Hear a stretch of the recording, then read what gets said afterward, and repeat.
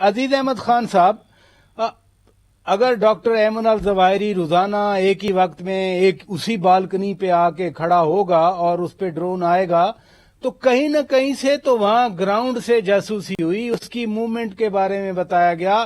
وہ ایلیمنٹس تو with in Kabul ہیں. مظاہرے وہاں پر امریکیوں کے خلاف کیے جا رہے ہیں. ٹی ٹی پی ہو یا کوئی اور آرگنائزیشن ہو، اگر وہ پاکستان پہ شک کرتے ہیں تو پھر تو وہ پاکستان کے لیے مسائل بڑھائیں گے. آپ کیا دیکھتے ہیں؟ آپ تو افغانستان میں ایمبیسڈر بھی رہے ہیں پاکستان کے.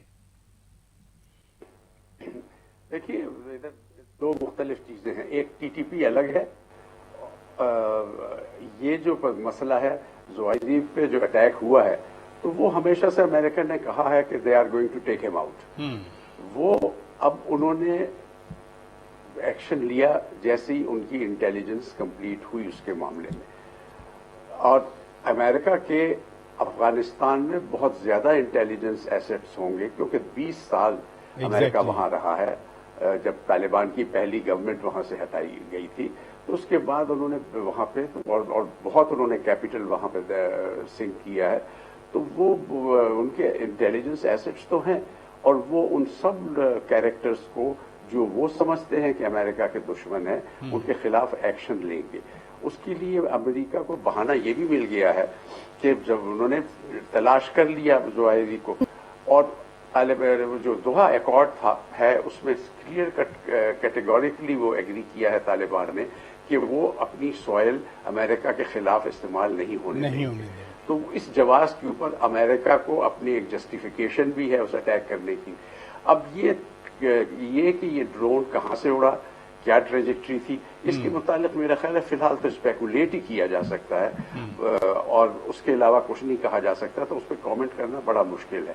ظاہر ہے کہ افغانستان کے کسی علاقے سے اڑ کے نہیں گیا ہے، کہیں باہر سے ہی آیا ہے. کہاں سے آیا ہے میرا خیال ہے اس پہ اسپیکولیٹ کرنے کی بجائے ہمیں انتظار کرنا چاہیے جب تک کہ تمام حقائق کا پتہ نہیں چلتا. اور جیسا کہ ریاض کھوکھر صاحب نے کہا ہے ہمیں اس کے اوپر بڑی کیٹیگورک پوزیشن لینی چاہیے. ہماری پوزیشن یہی رہی ہے کہ ہمارے یہاں سے یہ نہیں استعمال کیا جائے گا ہمارا اسپیس، اور میرا خیال ہے کہ نہیں کیا. ہمیں اس کے اوپر ایک کیٹیگورک اسٹیٹمنٹ نہ صرف دینا چاہیے بلکہ اس کو ریپیٹڈلی کہنا چاہیے تاکہ اس میں کسی قسم کا کوئی شک نہ رہے.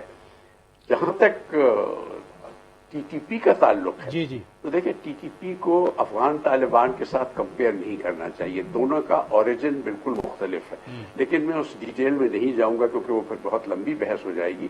ٹی ٹی پی جو ہے وہ ایک گروپ ہے 15-20 ڈفرینٹ بدماشوں کے گروپ جو پاکستان کے مختلف ٹرائبل ایریاز میں اپنے ٹریڈیشنل سوسائٹی کو تنگ کر رہے تھے اور لوٹ مار مچا رہے تھے.